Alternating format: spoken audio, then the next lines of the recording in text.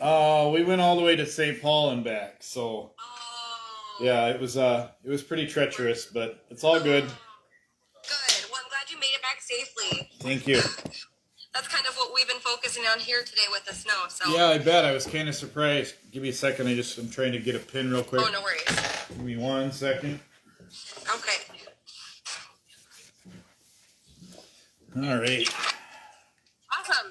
Do you have too big of a glare behind me, or are you okay? I think I'm okay. Yeah, we'll make it work. Is there any way? Are you on your phone by chance? Yep. Tell me what you need. Is there any way you can switch it? So it's How's... beautiful. Yeah. Then it's horizontal. It looks a little bit better for. Yeah, I'm just trying to see if I can make it stand up better here. Give me just a second. No worries. Take all the time you need. Oh, that helps. Why don't I grab the phone stand? Right? The other side will tip it more straight up. So how are things in Rochester today? Oh, not too bad. Snowy? Not too bad. Yeah, we're surviving and thriving over here. Okay, let's see. Yeah, I just don't want to cut up your head. No, I know. I'll get you there. Give me a second. Okay, no worries. Vern, can you come check that angle on this one? And I just want to make sure that it's not cutting a head off or anything. What am I? Oh, that wasn't good. No. There we go. Is there a picture on that one or no? No. Give me 1 second. I'm sorry. Sounds good. There isn't? It needs to be turned around because actually. Okay. All right. It's going to put the lettering backwards, but I don't care right now. I'm just trying to get it so that she gets what she needs. Okay. Let me get it. Hey, I didn't even break the candle, and it's going to be perfect because I can pick it up and it will move that to the right level. Are you making like a makeshift tripod situation? No, you're on a 52-inch bar stool if you want to know the truth. Hey, you gotta do what works, you know? Right. Awesome, this looks great. So, yeah, I'll hop right in if that's okay. I'll just start recording. Recording in progress. You mentioned you're doing a lot of interviews today, it sounds like. Well, yeah, I don't just do the Hanson case. I have other cases involving school districts and city councils and a few other private matters. And as you know, the whole school district thing with parent groups not wanting to hear them out and that type of thing. So between the Hanson case, I think you'll probably be, by the end of the night, there'll be at least 5 interviews just for the Hanson case that are already scheduled. And then, of course, a lot of the school board stuff I have going on. Occasionally there's interviews with that as well.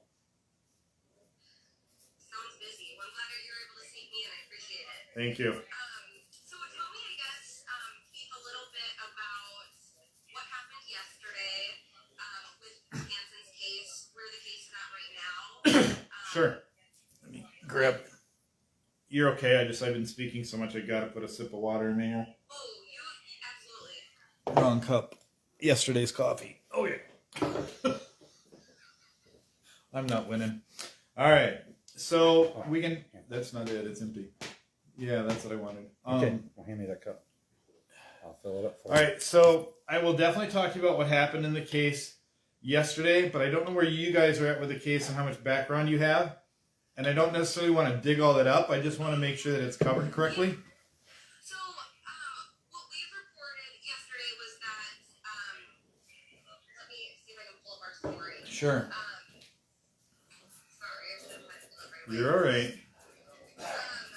It looks like yesterday she was found guilty for violating emergency powers. Sure. So my question is, and we reported that her sentence is 90 days in jail.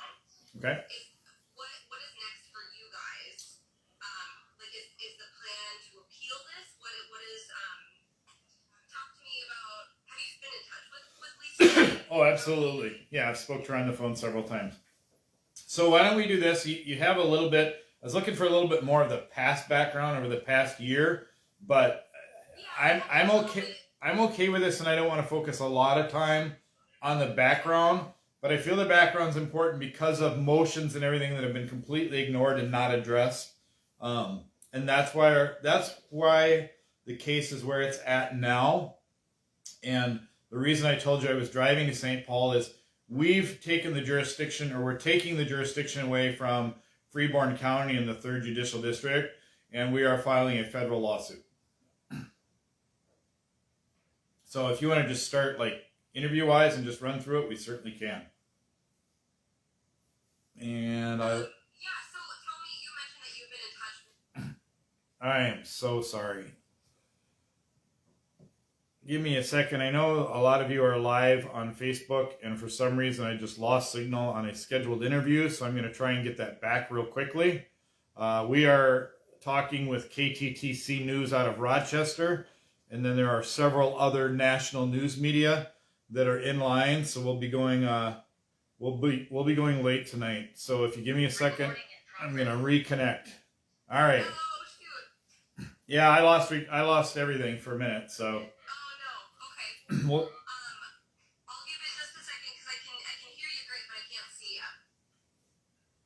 give me a sec. Maybe it's No, it's me. Hang on. There we go.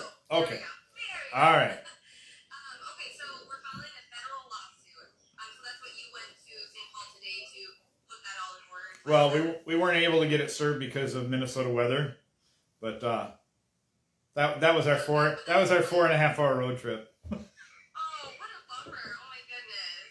So is the plan to then do that Monday then? Oh, absolutely. Yeah. Okay. So you mentioned you have been in touch with Lisa. How is she doing? Is she currently in Freeborn?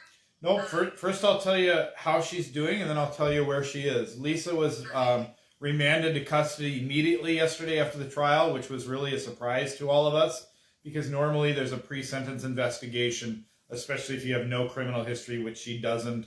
She's been in the community for 30 years.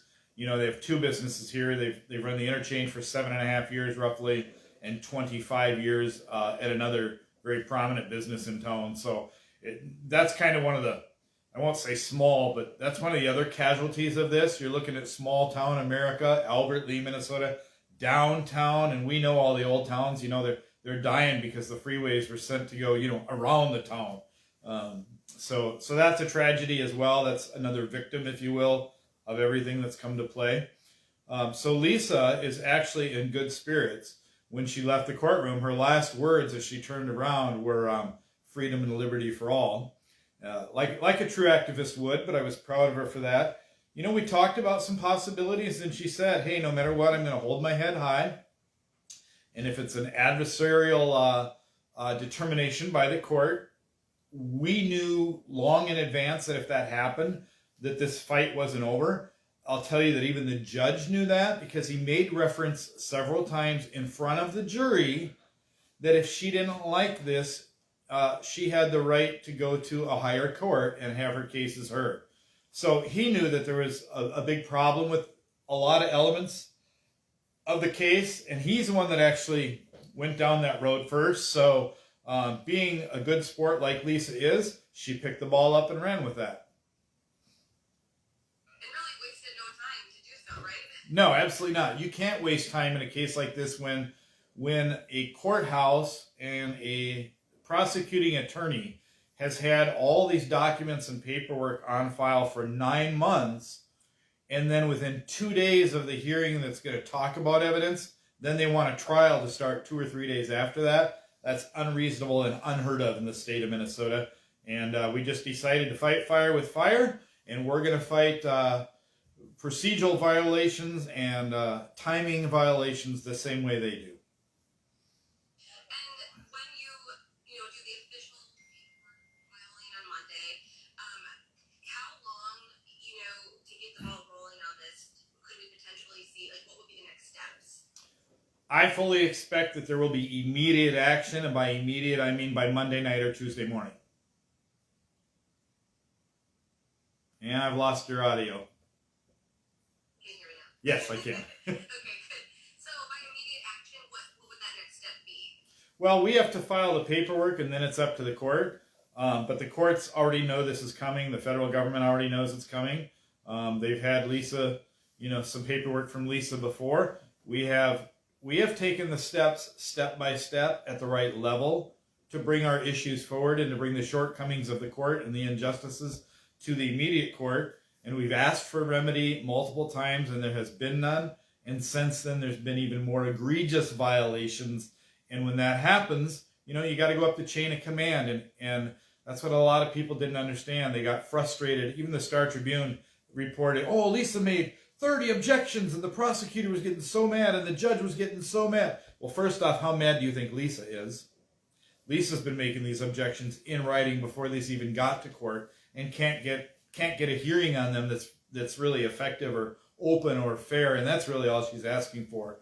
So when we did all that, all those objections, they have to be on the record in order to prove her case. You know, so months ago we were laying groundwork because we knew that Judge Butel was not going to recuse himself. He'd said that very clearly. I don't know if it was ego or just he wanted this case, or I don't know, but he clearly expressed a verbal bias to Lisa yesterday in sentencing. So we got to go up the chain of command. And I guess because we've been to the Minnesota Supreme Court, we found some little golden nuggets in our research and with the legal team around her, and said, you know what, we're going to go all the way to United States Federal Court in St. Paul, and that's where we went. And you mentioned that she's not in Freeborn County? No, that's the other thing is the deputies in the jail or in the courtroom. I have some jail experience as both a pastor and an addictions counselor and some other experiences. So I asked the deputy right away, because I'm not from Freeborn County. I said, does Freeborn County Jail have a female section? And he said, oh yes, absolutely. I said, is it very full? And he said, no, not at all. I said, what are the chances that Lisa could get transferred? And he said, oh, pretty minimal, but it does occasionally happen. Sure enough, today we get a phone call from Lisa in the morning, had a great conversation with her, and then we find out that Freeborn County accepted 20 to 25 federal detainees from ICE, Immigration and Naturalization, out of the cities to come to their jail, and that bumped Lisa to another jail further away from family and friends. Now, if that isn't bad enough, and let's do a little bit of math here. Why would Freeborn County take 25 ICE prisoners? Because they get a higher stipend per day per inmate from the federal government than what they get here with local residents. So they shipped a local resident out further away from her family, etc., to make it difficult to get more money from the federal government for inmates they brought in. So there's a little financial game going here. But more importantly is this. Judge Butel is from Steele County in Owatonna. Lisa got sent to the Steele County Jail in Owatonna. The Steele County Jail in Owatonna has different COVID practices. And in Steele County, when you come into their unit, you are quarantined in your own cell 23 hours a day for 14 days. So really, that's just this petty little tyrant Butel going, I got you, Lisa. And he was pretty clear about that type of attitude in his sentencing. When you had your phone call with her this morning, how was she feeling about that? Well, if you know Lisa Hanson at all, she's going to tell you like she told us, hey, you guys, quit worrying me. I'm fine. I got God on my side. How are all you doing? And she's asking about her husband, Vern, and the kids. 8 children, 9 grandchildren. Here's another kicker. And the judge and the prosecutor both know this. Lisa has 3 grandbabies on the way. One of them due in the next 3 or 4 days. So that's where Lisa's head and her heart are right now. Is her family okay? Is her husband okay? Are the grandkids okay? Where's grandma? And if you look at the 90-day sentence, which by the way is 9 times what the prosecution asked for. The prosecution asked for 10 days. The judge went 9 times above what the prosecution was asking. And that means, just to put it in everybody's heart, okay? A grandmother with no record who violated executive orders about being open, and she's not the only one. There's 12 other restaurants or 11 other restaurants. All of those cases were handled civilly for the exact same behavior and action. Lisa's the only one. The city of Albert Lea went after Lisa via the state of Minnesota criminally. And now a God-fearing children's church leader for many, many years, community member, is sitting in jail through Christmas and New Year's through the birth of 3 more grandbabies, but we'll not even charge people that burned down our city during riots last year, or we'll take 10, 11, 12 convictions of felony level for a car burglar or a carjacking in Minneapolis, St. Paul, and we'll send him out the door on $500 bail. Jesse Simonet has now a conviction anniversary with Lisa. He has 3 felonies, convicted yesterday. He walked out of the courtroom because, they want to do their pre-sentence investigation, which is normal, but none done here.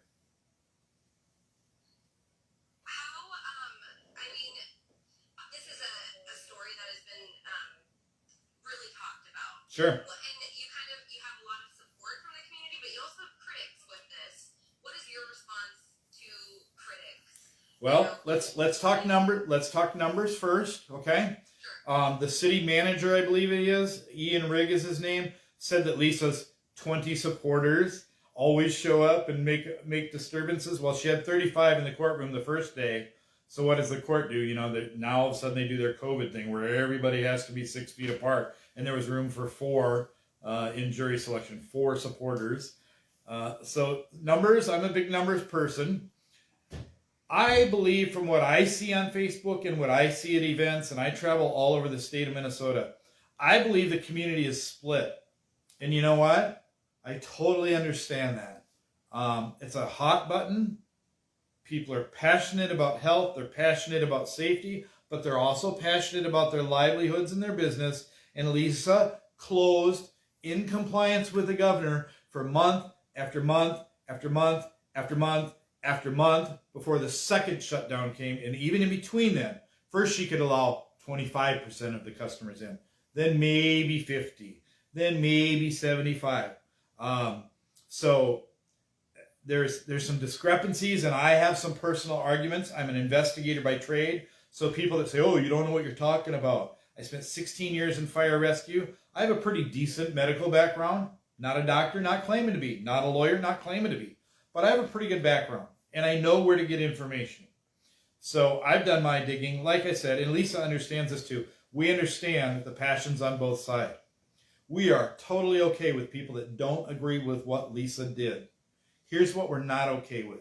We're not okay with the hate mail, the threats, the language being used, when all she's trying to do is get people to say, hey, I get that you're on this side. I'm not trying to change your mind. I'm trying to get you to open your mind. Will you at least listen to both sides? Now, Lisa's a smart woman. She's done a pretty fair amount of her own research about COVID, about masks, the lies about how many people are in the hospital or what they're there for. And really what we need to get back to as a country is two-way dialogue. That's my message to the school boards. Quit having these open forums where you don't allow anyone to answer a question or ask a question and you won't answer any. When you are the directors of education for a school board, what are you teaching our children? That's not conversation, that's breeding conflict. This issue's done the same thing. Lisa will sit down with anyone, anytime, and talk about COVID or the lockdown. She just wants it to be respectful and peaceful. And if you think about Lisa Hanson, she never led a violent protest, ever. They were all peaceful. They all involved food. They all involved coffee. They all involved family. Even the ones in the Twin Cities that she went to, or other places that she got asked to be a guest speaker. She did rallies here at the Ramada in Albert Lea with just over 300 people a month ago. I'm not saying anything bad about the Ramada. Albert Lea is a nice community, but the Ramada is not a 5-star hotel and has not been doing really well compared to some of the other chains that are a little more modern. And yet how much revenue came into them with the revenue from the event itself, the food, the rooms, because not only did Lisa get rooms for her top keynote speakers, other people that traveled from the Twin Cities got rooms that night. So she's not a bad person. And I personally don't think she made a bad decision. I think she made a decision that she's very passionate about. She believes into the very moral and fiber and core of her body and bone. And I think that's great because we have too many people that are a little wishy-washy no matter what side you're on. Get conviction in your heart and stand on your conviction. And we don't have enough of that. I'm not the only one that applauds her for that. While Lisa was being locked up last night, I'm going to show this. I hope you can see this. An organization called Action for Liberty in Minnesota, run by Jake Duesenberg, was holding their annual Christmas party, and Lisa Hanson got 2021 Top Activist of the Year statewide through all this COVID, through all the protests. Now, Black Lives Matter didn't get this award, Antifa didn't get this award. A mother of an ongoing 7.5-year business and member of the community, that's who got that award. What is the name of that org? What is the name? That's okay. The name of the organization is Action for Liberty, Action. and their, I don't want to say CEO, but their director really is Jake Duesenberg. Jake Duesenberg. Okay. And unfortunately, she hasn't seen that yet. We told her on the phone, but she didn't know it happened. Two people at the Christmas party heard the announcement, and they went up to the MC and said, "Hey, we live in Albert Lea. Can we hand deliver that?" And by the time they got here, they learned that she was already whisked off to jail. No audio. There you go. Pretty fast moving.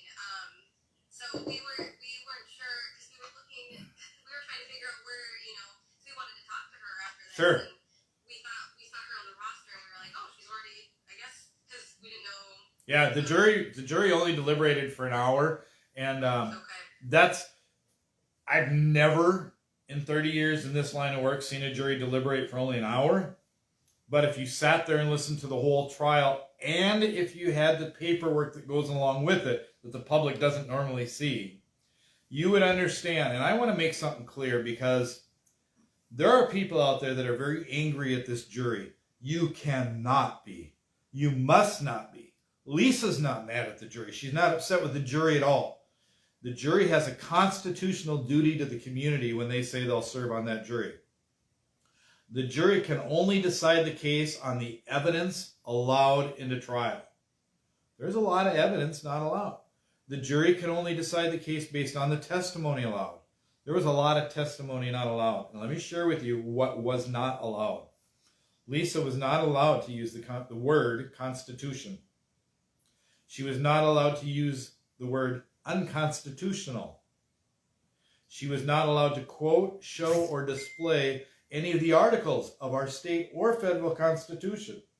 She was not allowed to use the word law or statute or display any laws or statutes, even though the prosecutor and the judge used all of that. And then the judge said, and I'm going to paraphrase, but I'll tell you what he was saying. The judge said, "I'm the judge. I decide the law, and I'm the one that instructs the jury as to what the law is, because," here's the important part, and in Freeborn County, I'm sorry, I'm calling this out and I'm exposing this. He said the jury wasn't smart enough to understand the law. That's a slap in the face to the people that just constitutionally serve their community. Yeah, I wish I could have been in that courtroom and just to hear it all. Well, there is a reporter in the Twin Cities named Rachel Hawley that heard it, and she's already done 2 interviews. She's with Sun Newspapers, I think is the name of it, or Minnesota Sun. I'm not positive, but I know that she's actually being interviewed by Mike Lindell's people while you and I are being interviewed about this, because she was there and she heard this, and she heard the bias and the anger in the judge, which he's not. Even if he's angry inside, he's not supposed to display that as a judge or use that in his sentencing. Yeah. So you and I guess Lisa, do you believe that this judge was biased in this trial? In 30 years of this, and please understand, my first job out of high school, I was a dispatcher jailer for a sheriff's office. So I've been around this a long time. In my career, I have never thought that there was a judge that does not belong being a judge. I thought there's judges that made mistakes. I even thought there's judges that were too lenient. I thought there's judges that were too harsh. I thought there's judges that weren't very smart.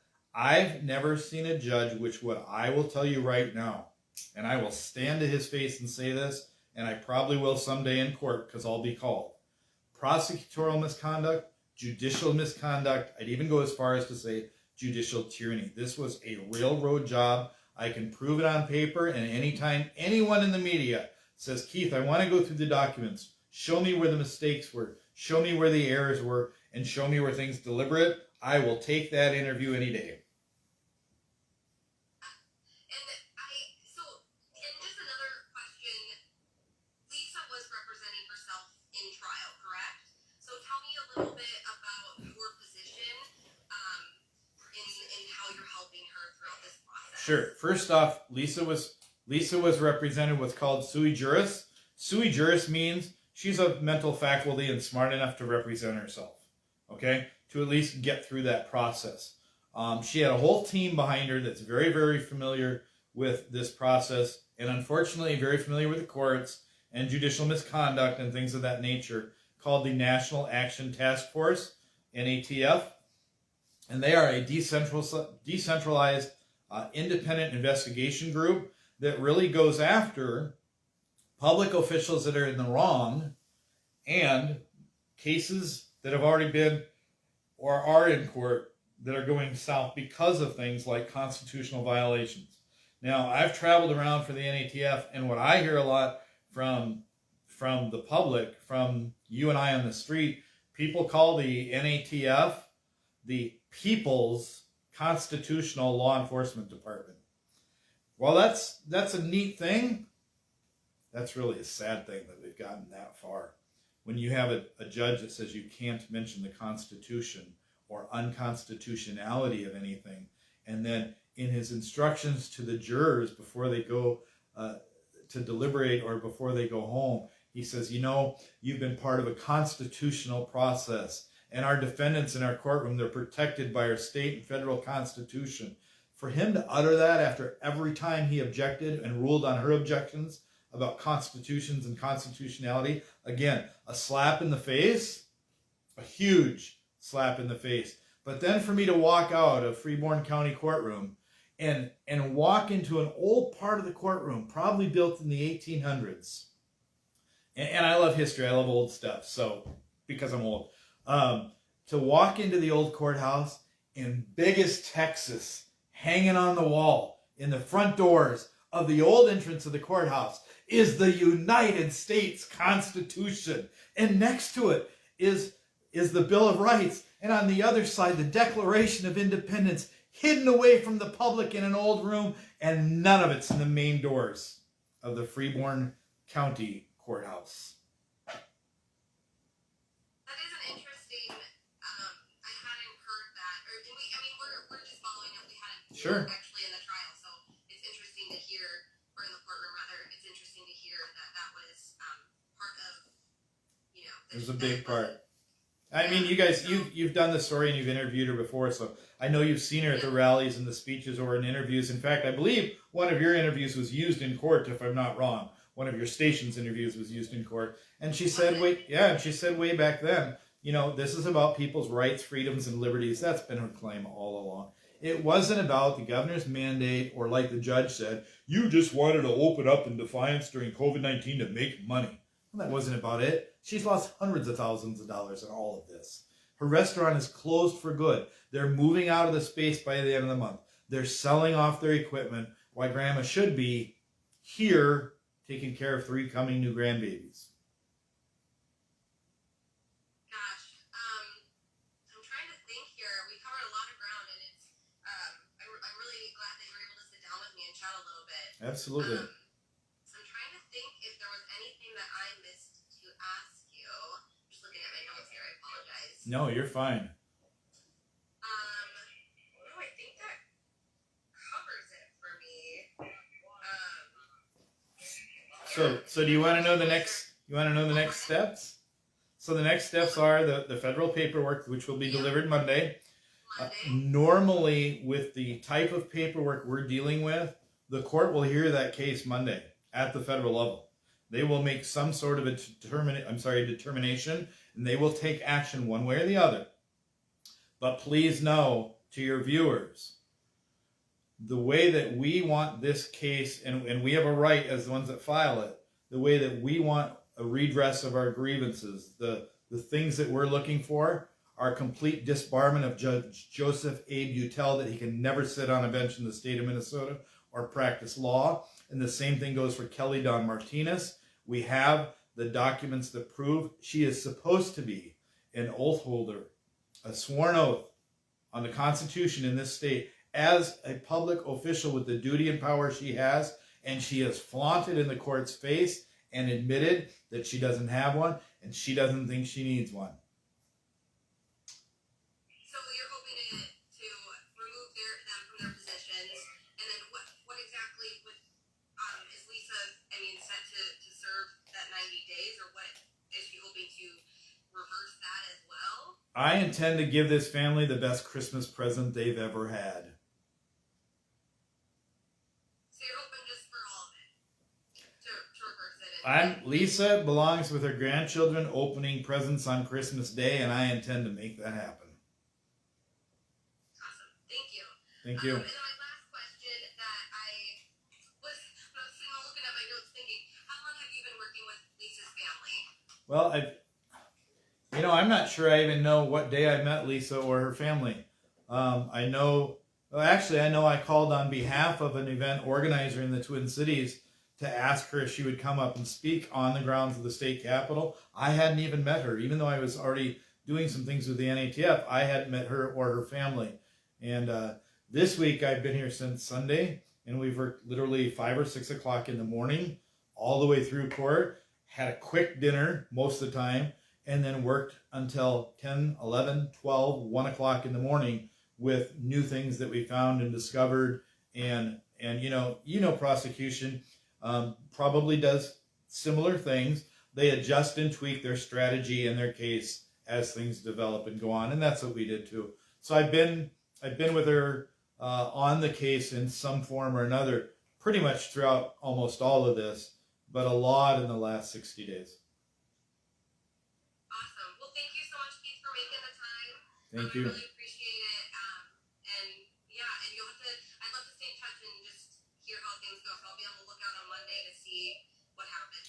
All right, and just so that I keep track of the interviews and what was said originally and what was aired, when do you plan on airing this? You're breaking up a little bit. I heard. I'm sorry. I try to keep. Yep, I try to keep track of the interviews and what's aired for the family. So when do you think this is going to air? This will be tonight, I'm guessing, in our 9 o'clock and 10 o'clock news. Okay, and that's KTTC in Rochester, right? KTTC in Rochester, yep. All right, thank you so much for your time. Yeah. All right, Thanks, Keith. you bet. Have a good holidays. You too. Bye now. Bye. Okay, folks, so I know that you've only seen one side of that. I tried to get both cameras up, but I want to show you something, America. You saw the whole interview. Now let's go see what KTTC in Rochester says on their 9 and 10 o'clock news tonight. Folks, if you're out there and if you support Lisa, there's a way you can do it a huge, huge way right now. And there's other ways you can. I'll leave that to your imagination. And I mean positive, uplifting, spiritual things. We don't do this violence crap in the Twin Cities or anywhere else. So if that's where your head's going, go to some other camp. If you really want to support Lisa, go to standforlibertymn.com. Leave her a message on her page there. If you got a couple extra bucks, I know it's the holidays and it's been a tough couple of years, and we're dealing with a lot of shortcomings. This fight's going to get expensive. It's going to the federal level. If you've got a couple extra bucks, if you believe in the Stand for Liberty, then go to the bottom of that page, click her GoFundMe, and bless her in a mighty, mighty way, because you'll be blessed by all the work she's doing on our behalf. Thank you, Facebook. We'll update you later. Good night.